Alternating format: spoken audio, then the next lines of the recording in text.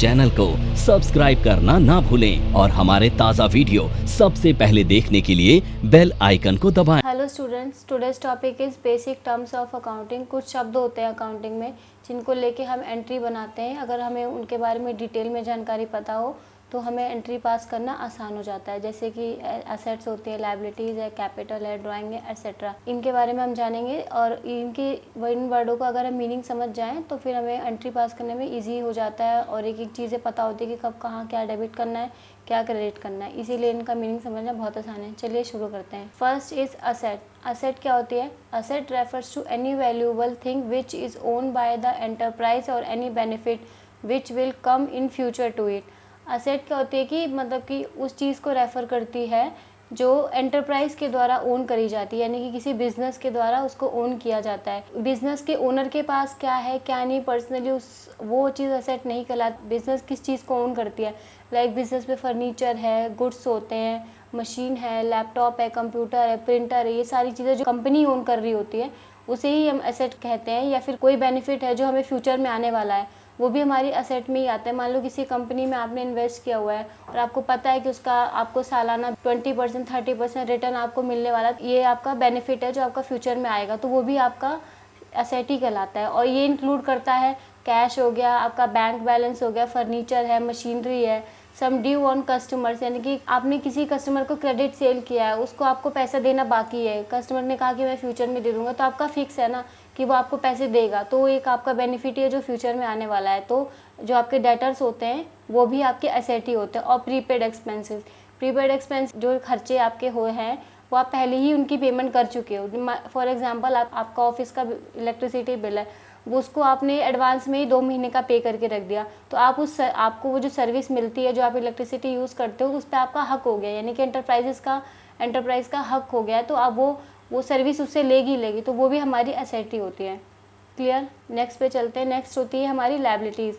Liabilities होती है it refers to all the sum which the enterprises owes to the outsider. Liabilities वो होती है जो एंटरप्राइजेस ओन करती है, जो उसकी खुद की नहीं होती है, बाहर वालों की होती है, लेकिन वो फिर भी उस पे उसका अधिकार होता है। एग्जाम्पल के लिए लायबिलिटीज़ में क्या क्या आता है? कोई सप्लायर है, आपको गुड्स दे के चला गया वो, लेकिन आपने उसको पेमेंट नहीं करी है, ठीक है, तो वो आपका एक तरीके से क्रेडिटर हो गया, वो आपका क्रेडिटर हो गया, तो आपको उसको पैसे देना बाकी है। वो जो आप गुड्स ओन कर रहे हो वो अभी आपके हुए नहीं है क्योंकि आपने अभी उसकी पेमेंट करी नहीं है, तो इसीलिए जो आपका सप्लायर पे ड्यू रह जाएगा वो भी आपकी लायबिलिटीज़ होगी और वो आप उस चीज़ को ओन कर रहे हो, इसीलिए वो लायबिलिटीज़। लाइक बैंक लोन आप लेते हो, अभी तक आपने पैसा ले लिया लेकिन वो आपका पैसा आपका थोड़ी होता है, वो तो आप बैंक से उधार ले रहे हो ना, वो भी आपकी लायबिलिटीज़ ही होता है। It is the sum which is required to be paid out. ये एक होता है कि जो आपको कभी ना कभी 6 महीने में, साल में, जब भी उसकी टाइम फिनिश होगा तब आपको उसको पे ज़रूर करना होगा। एग्जाम्पल, आपने किसी से लोन लिया या बैंक से या किसी भी पर्सन से आपने लोन ले रखा है, वो आपको पे तो करना ही पड़ेगा ना, और विद इंटरेस्ट पे करना पड़ेगा, तो वो लोन आपका लायबिलिटीज़ ही होता है। इसमें इंक्लूड करता है money due on suppliers, loan हो गया, outstanding expense. One extra thing, outstanding expenses, जिस चीज़ का खर्चा आपको पेमेंट आपको करनी थी लेकिन आपने वो करा नहीं। एग्जाम्पल, अभी जैसे मैंने लास्ट वाले में इलेक्ट्रिसिटी बिल का बताया, ऑफिस के या आपके बिजनेस का, आपने इलेक्ट्रिसिटी बिल आपका ड्यू हो गया है, तारीख उसकी निकल गई है, लेकिन आपने उसको पे नहीं करा, वो आपका एक्सपेंस तो है लेकिन आपने उसकी पेमेंट नहीं करी है, तो वो आपका आउटस्टैंडिंग एक्सपेंस हो जाएगा, आपके ऊपर एक लायबिलिटी क्रिएट होगी क्योंकि आप उसकी सर्विस ले रहे हो, इलेक्ट्रिसिटी यूज़ कर रहे हो, आपने पेमेंट नहीं करी है।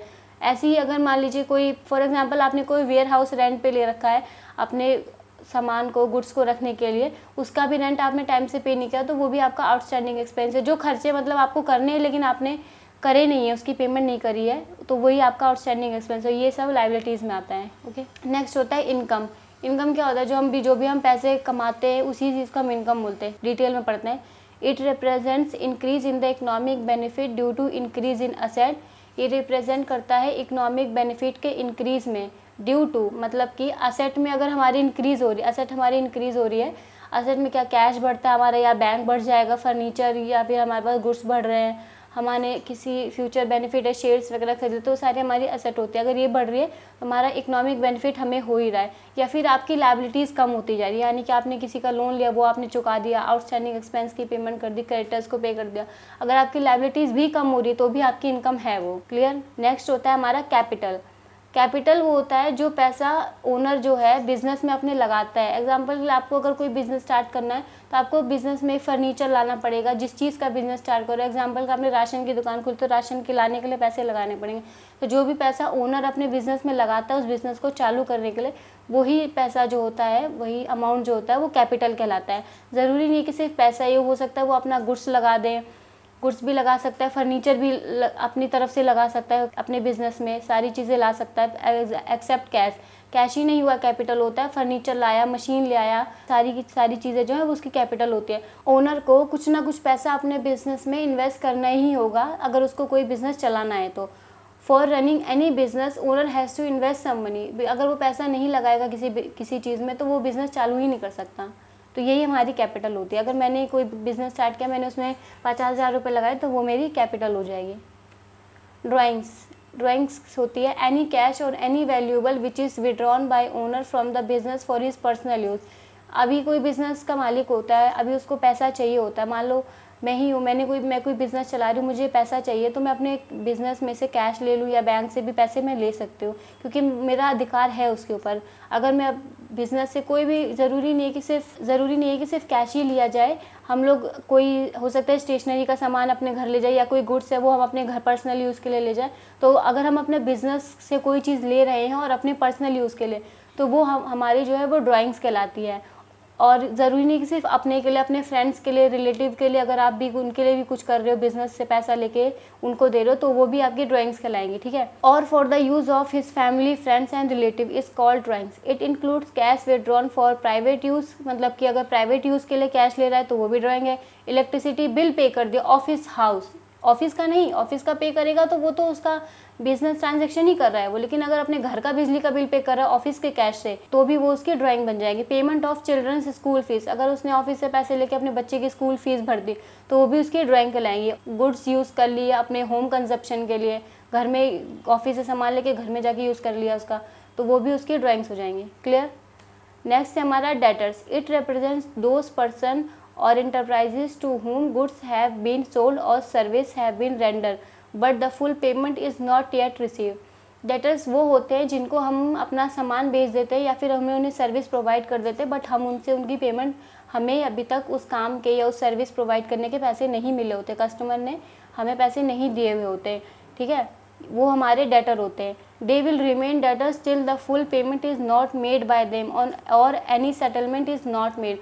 वो हमारे डेटर तब तक रहेंगे जब तक वो पूरी पेमेंट नहीं कर देते। एग्जाम्पल के लिए किसी ने हमसे 2,000 रुपये का सामान खरीदा, 5 दिन बाद वो हमें 500 रुपये दे के चला गया, तो क्या वो हमारा डेटर नहीं रहेगा? 1500 तो अभी भी बाकी है ना। 10 दिन बाद उसने 1000 रुपये दे दिए तो फिर भी हमारा डेटर रहेगा। 500 रुपये तो अभी भी बाकी है कि नहीं है?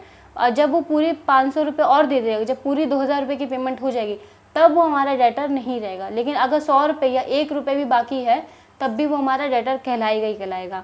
और यहाँ पे और एनी सेटलमेंट से इसका मतलब ये है कि अगर 2,000 रुपये का सामान है, अगर कस्टमर हमें आके ये बोलता है कि चलो 1950 ले लो या 1900 रुपये दे के हमें बोलता है कि अब ख़त्म करो बात को, अब मैं इतना ही दे सकता हूँ, तो हम भी कहते हैं कि चल कोई बात नहीं, इतना पैसा तो दिया ना। तो वो होती है सेटलमेंट, जिसमें किसी न किसी एक को कॉम्प्रोमाइज़ करना ही पड़ता है। क्रेडिटर में भी सेम होता है। अगर हमने किसी से सामान लिया है और 2,000 रुपये का सामान है, हम उसे 1900 का चेक दें या 1900 रुपये कैश दें, तो उस टाइम पे वो अगर रेडी हो जाता है तो वो सेटलमेंट कहलाती है। इस केस में मुझे डिस्काउंट रिसीव होता है। अगर डेटर्स को मैं सेटलमेंट उनके साथ करूँ तो इस केस में मुझे डिस्काउंट उन्हें अलाउ करना पड़ता है। इस केस में मैं 100 रुपये का डिस्काउंट अपने डेटर को दे रही हूँ। क्लियर। ये होते हैं हमारे debtors. Creditor represents those person or enterprises from whom goods have been purchased or service have been received but full payment is not yet made। ये वो होते हैं क्रेडिटर्स, वो पर्सन या इंटरप्राइजेस होती है जिनसे हम गुड्स परचेज कर लेते हैं या फिर कोई सर्विस हमने उनसे ले ली लेकिन अभी तक हमने उनको पूरी पेमेंट नहीं करी है, ठीक है। और वो क्रेडिटर्स हमारे तब तक रहेंगे जब तक हम उनको पूरी पेमेंट नहीं कर देते या उनके साथ कोई सेटलमेंट नहीं कर देते। सेटलमेंट का मतलब मैंने अभी जैसे बताया कि अगर 2,000 रुपये का कोई ट्रांजैक्शन है, बदले में हमने सिर्फ 1900 ही दिए तो वो सेटलमेंट होती है और इसमें हमें 100 रुपये का डिस्काउंट रिसीव हो जाता है। क्लियर। ये होता है। They will remain creditors till the full payment is not made to them or any settlement is not made. तब तक रहेंगे क्रेडिटर जब तक पूरी पेमेंट उनको नहीं कर दी जाती है। ओके। नेक्स्ट है हमारा expenses. It represents the value of service used for the purpose of generating profit revenue. It includes rent, interest, commission, brokerage fees, wages, salaries, printing and stationery, depreciation, electricity bill, telephone bill etcetera if paid और payable. ये represent करता है उस service को या फिर उस चीज़ को जो हम ऑफिस में हम कोई चीज़ कर रहे हैं, कोई सर्विस हमने इस्तेमाल कर दिया है या हमने कुछ भी चीज़ करी है जिससे हमें पे करना है, हमें वो हमारे लिए खर्चा बन चुका है. तो वो लेकिन वो सिर्फ चीज़ ना ऑफिस की ही होनी चाहिए. अगर आपको ऑफिस का रेंट पे करना है तो वो आपके लिए एक्सपेंस हो जाएगा ऑफिस की तरफ से. रेंट है, इंटरेस्ट है, कमीशन देते हो आप, ब्रोकरेज देते हो, फीस है, वेजेस जो मज़दूर आपके पास काम कर रहा है आपको उसे मजदूरी देनी पड़ती है, हमारे स्टाफ को हमें सैलरीज देनी पड़ती है, प्रिंटिंग एंड स्टेशनरी का एक्सपेंस होता है. ये सारे खर्चे जो होते हैं, जो ऑफिस के खर्चे होते हैं, वो हमारे एक्सपेंस अकाउंट हमारा अलग से बनता है. ठीक है, आपके पर्सनल खर्चे क्या होते हैं उसकी एंट्री नहीं होती है. एक्सपेंस की एंट्री तभी होगी जब वो खर्चे आपके ऑफिस के, और ये सारे डेप्रिसिएशन है, इलेक्ट्रिसिटी बिल है, टेलीफोन बिल, ये सारे आपके ऑफिस के खर्चे होते हैं. Clear. Business transaction. Business transaction क्या होती है? Happening of an event with someone which result a change in the composition of financial position of a enterprises. एक इवेंट कोई हो रहा है, मतलब सेल और परचेज होना. जो ट्रांजैक्शन हम कोई भी करते हैं, हमने किसी को सामान सेल करा या फिर हम किसी से परचेज कर रहे हैं, तो ये ट्रांजैक्शन हमारी बिजनेस ट्रांजैक्शन होती है. ये क्या करता है, हम कोई गुड्स सेल कर रहे होते हैं तो जो हमारी कंपोजिशन यानी कि जो हमारे पास गुड्स होता है हम उसको देते हैं, बदले में हमें मनी रिसीव होता है. तो ये फाइनेंशियल पोजीशन में यानी कि पैसे में उस गुड्स को पैसे में कन्वर्ट कर देता है. यही हमारी बिजनेस ट्रांजैक्शन होती है. It may be like started business with cash. हम कोई बिजनेस स्टार्ट कर रहे हैं, उसमें हम पैसे लगा रहे हैं, तो वो भी हमारी बिजनेस ट्रांजैक्शन है. सेल्स ऑफ गुड्स कर रहे हैं, हम गुड्स को सेल कर रहे हैं, तो उसके बदले हम अपना सामान किसी को दे रहे हैं, कोई उसके बदले हमें पैसा दे रहा है, तो ये भी हमारी बिजनेस ट्रांजैक्शन है. लोन ले लिया हमने किसी से, बैंक से ले लिया है, किसी पर्सन से ले लिया, वो भी बिजनेस ट्रांजैक्शन ही होती है. पेमेंट कर दी किसी सैलरी की, कैश दे दिया या फिर कैश किसी से रिसीव करा है, सप्लायर से, या फीस रिसीव करी है एटसेट्रा. हम कोई भी लेन देन कर रहे हैं बिजनेस में, वो हमारा बिजनेस ट्रांजैक्शन कहलाता है. क्लियर. ये हमारी कुछ बेसिक टर्म्स थी अकाउंटिंग की, जिनके बारे में जानना समझना बहुत ज़रूरी था. ये समझ जाते तो एंट्री करना थोड़ा आसान हो जाता है. बाकी थैंक यू सो मच.